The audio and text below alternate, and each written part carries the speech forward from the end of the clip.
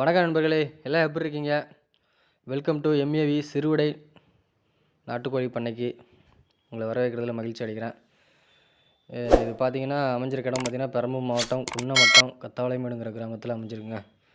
நம்ம பண்ணையோட சைஸ் பார்த்தீங்கன்னா 21x16. நம்ம மூங்கில் கழி யூஸ் பண்ணி தான் போட்டிருக்கோம். சிமெண்ட்டு தூண் பார்த்தீங்கன்னா நமக்கு 6 அடி தூண் இந்த சைடில் 3, அந்த சைடில் ஒரு 3. நம்ம பண்ணை பார்த்தீங்கன்னா கிழக்கு மேற்கு தான் போடணும். போட்டால் தான் நமக்கு நல்லது. மழை காலம் வெயில் காலம் எல்லாத்துக்குமே கரெக்டாக இருக்கும். தெற்கு வடக்கில் மட்டும் போட்டுறாதீங்க, கிழக்கு மேற்கு தான் போடணும். நம்ம பார்த்திங்கன்னா சென்ட்ரு கழி பார்த்திங்கன்னா 21 அடி 3 கழி போட்டாச்சு. நமக்கு சைடு பார்த்திங்கன்னா இந்தாண்ட 10 கழி அந்தாண்ட 10 கழி 16 அடியாக 8 அடியாக பிரித்தாச்சு. எக்ஸ்ட்ரா 6 அடி வேணுங்கிறதால 8.5 அடி. இந்த சைடு 10 அந்த சைடில் 10, அதாவது வடக்கு சைடு 10 தெற்கு சைடு 10. நம்ம 6 அங்குல ஆணி தான் யூஸ் பண்ணியிருக்கோம். ஆணி வச்சு நம்ம அடித்து ஃபுல்லாக டைட் பண்ணியாச்சு. எல்லாமே நாங்களே பண்ணதால் உங்களுக்கு நம்ம ஆணி அடிக்கிறது எல்லாத்தையும் நம்மளால் எடுக்க முடியல.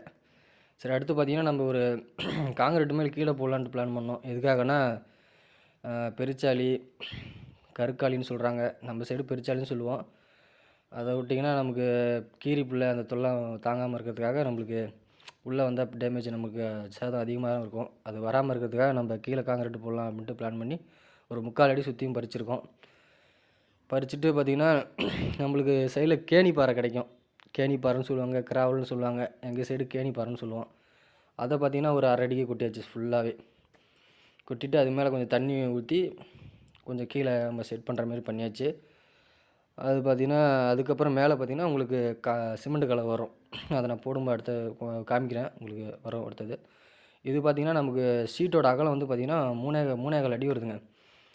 அதால் 3.25 ஹைட்டில் ஒரு எல்லா சைடுமே ஒரு நமக்கு ரீப்பர் வாங்கிட்டோம். ரீப்பர் பார்த்திங்கன்னா ஒரு அடி நம்மளுக்கு 8 ரூபாய்க்கு கிடச்சிது. ஃபுல்லாகவே 3.25 அடிக்கு ஒரு டைம் ஃபுல்லாகவே நம்ம அடிச்சிருக்கோம். அது பார்த்திங்கன்னா மொத்தம் 16 அடியா 3 6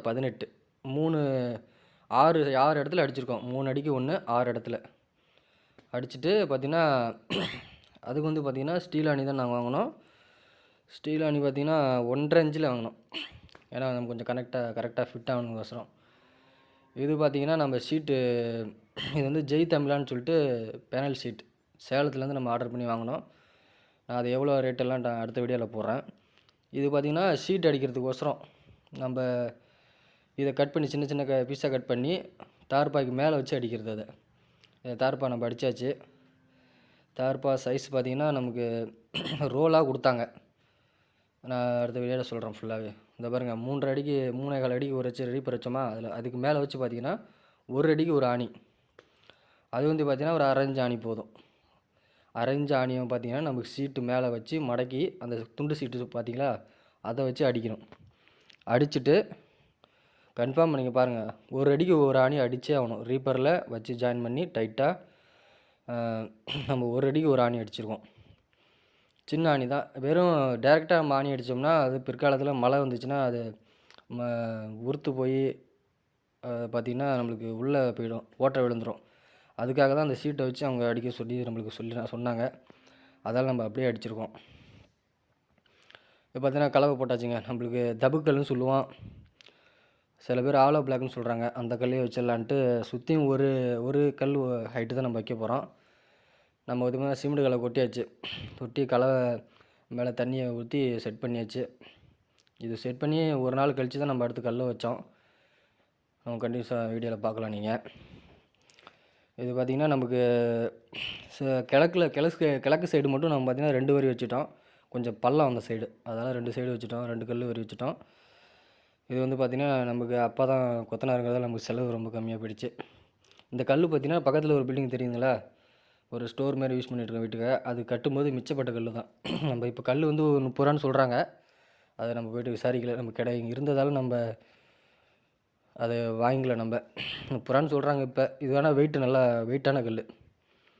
1 அடிக்கு ஒரு அடி கரெக்டாக கல் நமக்கு ஒரு 80-85 கல்லாட்ட தேவைப்பட்டது. கிழக்க மட்டும் நமக்கு 2 சைடு கல் வச்சுருக்கோம், 2 வரி.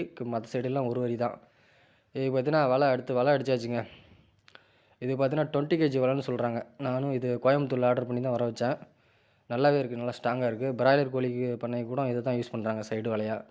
இது பார்த்தீங்கன்னா 1 இன்ச்சு வலை தான், ஒரு கன்று வலைன்னு சொல்லுவாங்க, 1 இன்ச்சின் வலை சொல்லுவாங்க.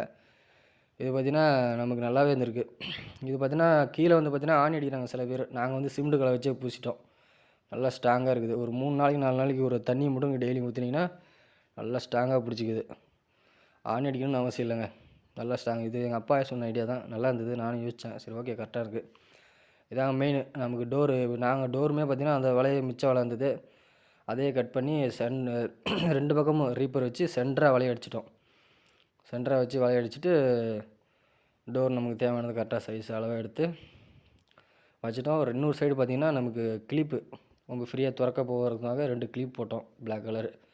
நீங்கள் அந்த ஹார்ட்வேர் கடையில் கேட்டிங்கன்னா தெரியும். அவ்வளோதாங்க. இது நம்ம சிம்பிளாக தான் போட்டிருக்கோம், ரொம்ப விலை கம்மி தான் காஸ்ட்டு. நான் அடுத்த வீடியோவில் உங்களுக்கு என்ன செலவாச்சு, என்ன பொருள் எங்கே வாங்கினேன் எல்லாத்தையும் கன்ஃபார்ம் உங்களுக்கு சொல்கிறேன். ஓகேங்க. வீடியோ பிடிச்சா லைக் பண்ணுங்கள், ஷேர் பண்ணுங்கள், மறக்காமல் சப்ஸ்கிரைப் பண்ணுங்கள்.